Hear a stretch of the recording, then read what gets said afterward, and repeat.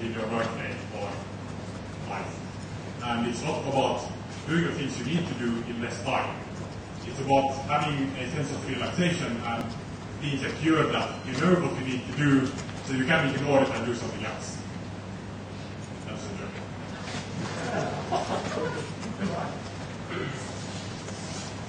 So that's the short overview of the process. The first point is to externalize your memory, write things down. Because the human brain is really good at remembering things it has been reminded of. But it's really bad at remembering things otherwise.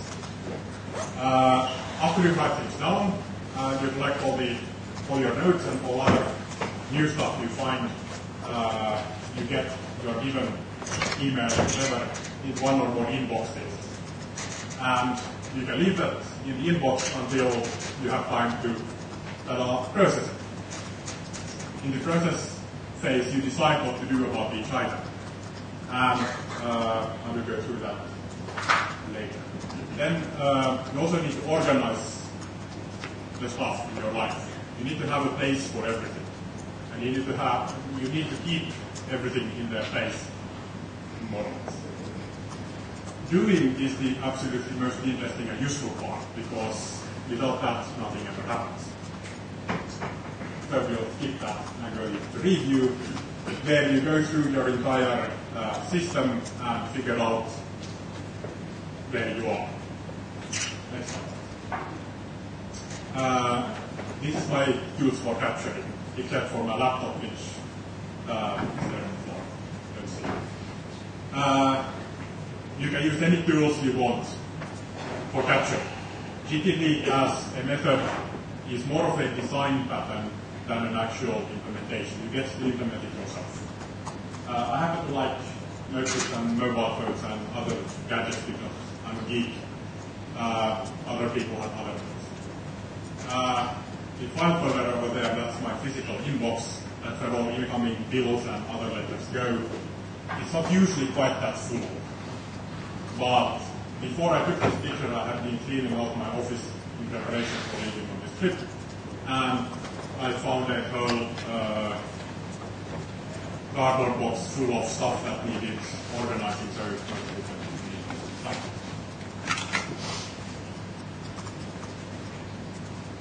That's the process of the process.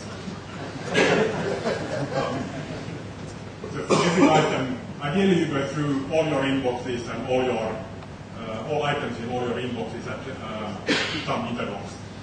And for each item, you have to decide, does it require any action? Do you need to actually do about this? The ideal situation, of course, is no, you throw it away. That's the lowest. But for that do require action, if it takes only a little amount of time and effort, you should probably do it immediately.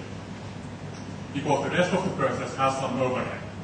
And you might have to write some more things down, resulting in some effort in order to be able to do things. And if it takes 2 minutes or 5 minutes, it's probably most efficient to do it immediately. This also means that you get, or at least I get, a certain satisfaction that, yes, I'm actually getting something done, even though I'm just stuffing paper around. If it takes more than a couple of things to find, you might find someone you can delegate this. This is especially good for managers. But sometimes you can do it for other people as well. And if you delegate something, you should also make a note somewhere that you have delegated it, so that you can later check up on them and remind them that it's now been 4 months, you still haven't sent me an email. And all the rest of the stuff, either that each action goes into a list of things that actually need action, I'll come to that later, and then there's the filing system, and someday maybe. The filing system is the place where you keep your stuff organized. And that can also be done in a number of things. I like file folders for physical stuff, and then I have a corresponding directory structure underneath a directory in my home directory called archive. But whatever you find good is good in your system. Someday maybe is a list of things that you may want to do someday, but you haven't decided about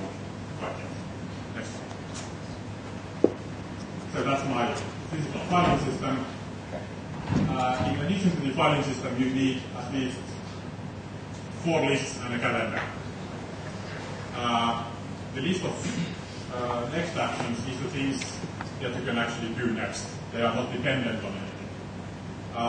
The list of projects is stuff that requires more than one step. Anything that can be done in only one step can go to the next actions list, but something that requires multiple steps goes to the project.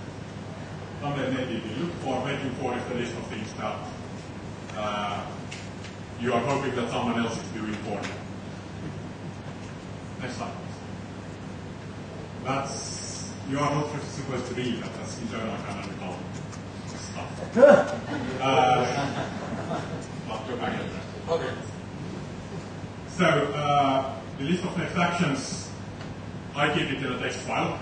That was originally supposed to be in Markdown format, but I never actually followed it when it was disaster. I had a grand vision of writing a system that takes these out of Bazaar and publishes them in an internal web server for myself, but that was too much work. But these actions should be fairly short, so that you know that you will get them done within one session. And they should be actual physical actions, something that you really can do, like write a list of suggestions, rather than think about what you might want to do someday. Not all of these are good examples. Next. One thing that the GTD system is entirely lacking is the concept of priority. Many of these productivity systems, some of which I looked at before in GTD, want you to assign a priority from 1 to 3 or 1 to 5 or something for every item in your next action to-do list. However, real life tends to get things confused. And obviously, if the boss is calling is priority 1, that's what you do. Instead of priorities, GTD has something called contexts. If you have a very short next actions list, you can ignore context, but most people have several dozen of things that they could and should be doing next. And having contexts that are defined by, for example, equipment that you need for doing that. I have a context called phone, which is stuff I need to do that requires using a phone. So I need a phone, and it needs to be that time of day when it's polite to call other people. So that's one context for me. I basically live in front of a computer, so I have a lot of computer contexts. Those in the back may not see that, but the last context there is car. I share a car with 3 friends, so I have things that I need to do that require a car, but I can only do them when it's my turn to have the car. So that's the context. So the weekly review, which I happen to do about once a month, but it's important to meet every week, is a piece of time that you allocate to go through all your lists, all your inboxes, to make sure that everything, you processed everything and you thought of everything, and you look at your list of projects and make sure that every project has at least one next action. And you go into your brain and see if there's any extra information lying around that you should deal with. So that's a sort of thinking. Those who want to use Chrome to remind themselves may copy it. Next slide. Email handling is probably fairly important for many of us. Anyone here who doesn't use email?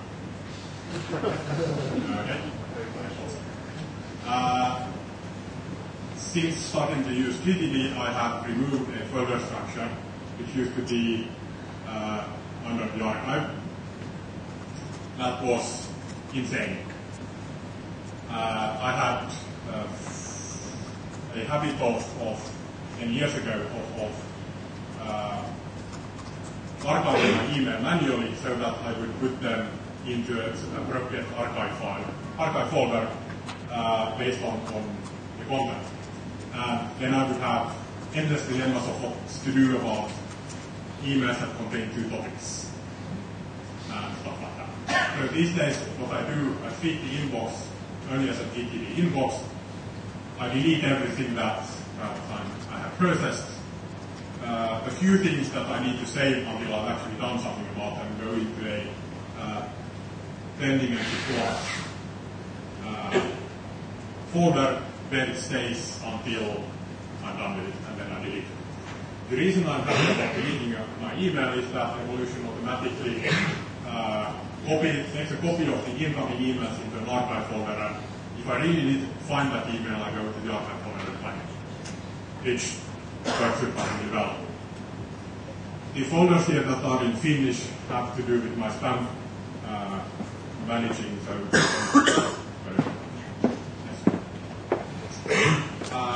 for more information, there's a book, he has a website, YouTube has some videos. There's another person called Merlin Mann who is also pretty famous about this. There's a website which has a lot of useful information. FreshMeat has a bunch of software tools for dealing with this. I use text files and an editor. Other people want to automate everything, which is fine. The author of McCarthy should be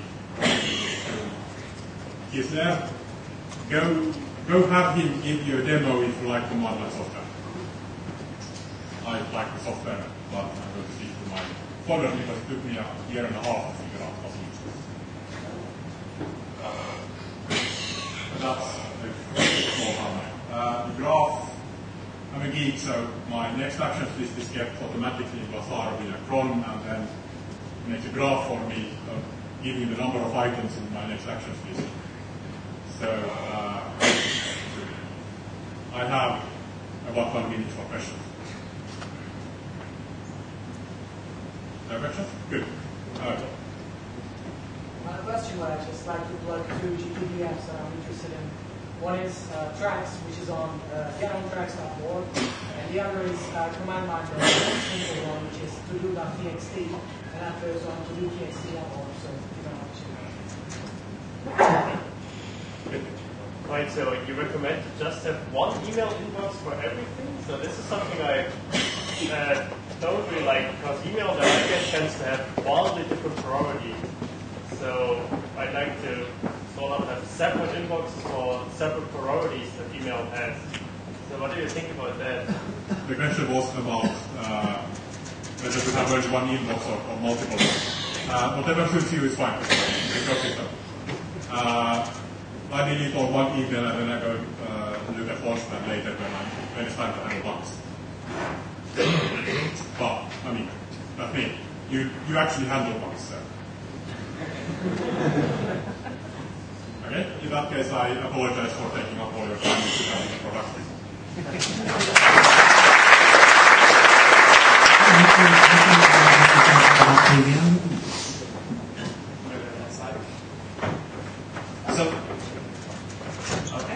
So my name is Anthony Ligori. I am the upstream maintainer for QEMU. I assume everybody here knows about KVM just because there's been so much discussion about cloud. But I think there tends to be a little confusion about what all the components are. So I wanted to start with just a simple slide that kind of showed a higher level picture of what all the components are. So this would be like 3 different physical machines. This would be your cloud. KVM is just a kernel module. We often talk about KVM as being a kernel module in the user space, but technically it's just a kernel module. The user space is called QEMU. And then there's a management library called libvirt. And then there are a number of options. You can use Virt Manager, and that's the standard thing you use in Ubuntu right now to interact with guests. But then all the cloud stuff is introducing this new layer of eucalyptus, and I'm probably not doing it all justice in this diagram, but I just kind of wanted to show where things were split up. So, I don't know how well this is known, but I think there's been a long history between KVM and Ubuntu, and actually KVM owes a lot to Ubuntu, and I wanted to cover some of that first. just because I think it's something to be proud of. Ubuntu was the first distro to ship KVM as a supported virtualization software. At the time, everybody else was doing Zen, so Ubuntu really kind of went in a different route in virtualization, and I think that for the most part, everybody else is now coming in that direction too. So that's a really cool thing. Hardy, this was in Hardy, by the way. Hardy also took a chance and included paravirtual I/O drivers before anybody else was. There's been some issues, but I think that's turned out to be a really good thing. It really was helpful in working out a lot of the issues with that infrastructure. Another really important thing is that we get most of our user bug reports from Ubuntu, or at least people who are running Ubuntu. One of the curious things is that most of the issues with FlipVirt and KVM interaction come from Ubuntu users because Ubuntu tends to have more recent versions of KVM than Fedora, even though Red Hat are the ones that drive the libvirt development. And this is another important point. Linux KVM is kind of a community site, and the survey that's up there right now, over half of the users are either using Debian or Ubuntu. So, it's a very important